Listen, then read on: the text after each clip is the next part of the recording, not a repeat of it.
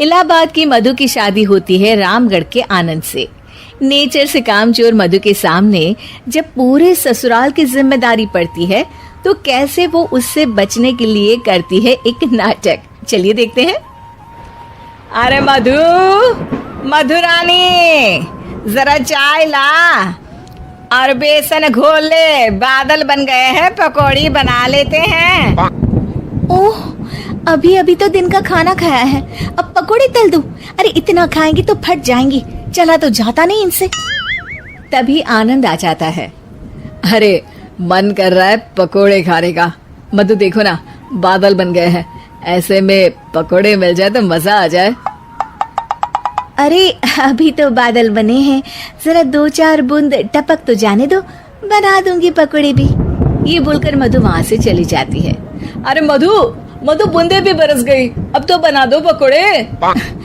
अरे बूंदा बूंदी तो रोज होती है, जरा जमकर बरसे तो पकोड़े तलने में और सिखाने में दोनों में मजा आ जाए। ये बोलकर मधु वहां से चली जाती है और मधु के साथ ही बूंदा बांदी कर बादल भी चले जाते हैं। मधु अपने कमरे में जाकर कहती है, अरे भगवान, ये सारा कमरा फैला हुआ है, कैसे साफ होगा? तभी मधु को आइडिया आता है और वो जोर जोर से चिल्लाती है, हे भगवान, मेरा 2000 रुपए का नोट कहाँ चला गया? किसी ने देखा क्या मेरा 2000 का नोट? तभी वहां मधु की ननद और नौकरानी आ जाती है। अरे भाभी, मैं देख देती हूँ। कैसे देखोगी दीदी, सारा कमरा तो गंदा पड़ा है। अरे हटो ना, मैं साफ किए देती हूँ, मिल गया तो दे दूंगी। अब ननद और नौकरानी 2000 नोट के चक्कर में पूरा कमरा साफ कर देती है और नोट नोट खोया हो तब तो मिले।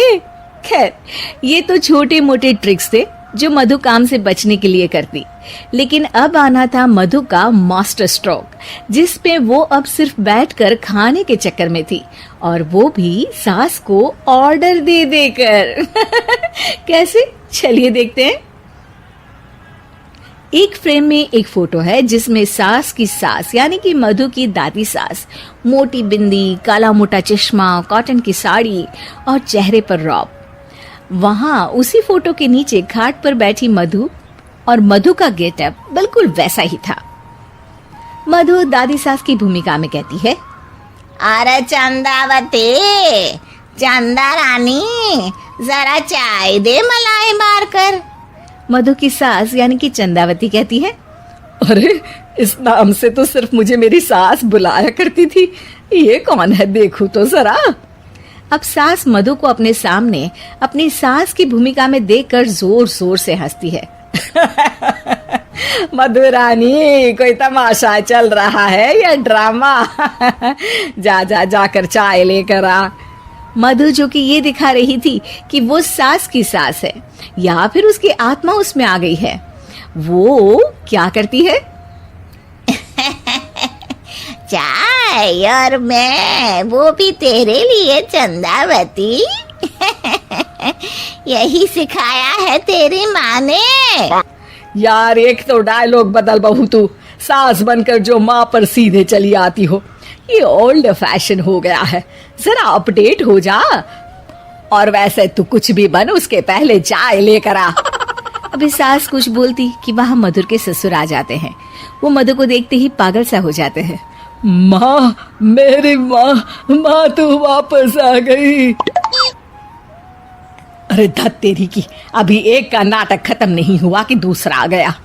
अरे हद है, तेरी जबान तो चलती ही जा रही है, सामने मेरी माँ बैठी है। अरे इनका चेहरा देखने को तरस गया था मैं। मेरी माँ वापस आ गई। ये देख, मेरी माँ आ गई। ये नहीं कि देसी घी के लड्डू बनाए, बस जबान चला रही हो। अरे जाने दे धनकलाल, इसे तो शुरू से ही बोलने की तमीज नहीं है। मेरी तो आदत हो गई है दब दब कर रहने की। नहीं माँ, ऐसे कैसे ये सब करेगी? अच्छा, मैं दुकान जा रहा हूँ, शाम को तेरी पसंदीदा गर्मा गर्म जलेबी और समोसे लेकर आऊंगा माँ। ससुर वहां से चले जाते हैं। अब बेचारी सास अपनी ही बहू के नाटक में फंसकर सारा दिन सारी रात काम करती। लेकिन कब तक? एक दिन की बात है। बेटा आनंद, मेरे तो हाथ पैर सब दर्द हो रहे हैं, मुझसे नहीं होता इस उम्र में इतना काम। हाँ माँ, तू ठीक कह रही है।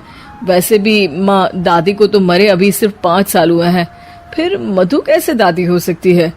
अरे वही तो बेटा, मैं तो ये सोच रही थी कि कहीं दादी मधु के रूप में तो पैदा नहीं हो गई। मतलब ना, ये सारा नाटक है बेटा, लेकिन अब जल्द से ये नाटक बंद करा दे तू। ठीक है माँ, लेकिन अब मधु को मधु की जुबान में ही सिखाना होगा। दोनों माँ बेटा कुछ बात करते हैं और अगले दिन सास मधु का बड़ा सा सोने का हार गले में डालकर घूम रही होती है। मधु जैसे ही अपना हार सास के गले में देखती है, परेशान हो जाती है। अरे अरे, ये क्या? ये हार तो तू अपनी बहू को दे चुकी थी। नहीं नहीं माँ जी, बिल्कुल नहीं। आप ही ने तो कहा था कि जब तक आप जिंदा है ये मैं ही रखूं। अब आप तो जिंदा ही हैं, तो ये हार मैं उसे कैसे दे सकती हूँ? अरे लेकिन तभी वहाँ आनंद आ जाता है। दादी दादी, मैं आपके लिए भैंस लेकर आया हूँ, बाहर खड़ी है। जरा अच्छे से नहलाकर उसके गोबर से आंगन लीप देना और गोबर के कंडे बनाकर सुखाने डाल देना। और हाँ, जरा ताजा ताजा दूध भी निकाल देना दादी। और फिर माँ बेटे हंसने लगते हैं। मधु सोच में पड़ जाती है। भैंस? नहीं नहीं, इतनी बड़ी भैंस की मैं सेवा करूं? ना बाबा बना, मैं तो बहू बनकर घर वालों की ही सेवा कर लूं, उतना ही बहुत है। माँ जी, नहीं नहीं। अरे अरे, क्या हुआ बहू, तुम वापस आ गई क्या? तुम्हें सब कुछ याद आ गया? हाँ हाँ, सब याद आ गया, पूरा पूरा याद आ गया। अब सास चैन से खाट पर बैठती है और जोर से कहती है, सब याद आ गया ना? तो चल जा, चाय लेकर आ, और वो भी मलाई मार कर।